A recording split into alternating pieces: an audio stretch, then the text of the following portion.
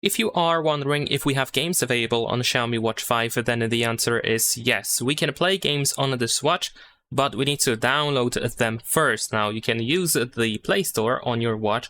So if you open the list of apps, then over here, of course, we can go to the Play Store, and then you can try to search for games over here, if you know any, of course. But I think the best way to actually search for games for our Xiaomi Watch 5 is by using our smartphone. So if you open the Play Store and go to games, then here at the top we can choose other devices, and you want to make sure that the watch is selected.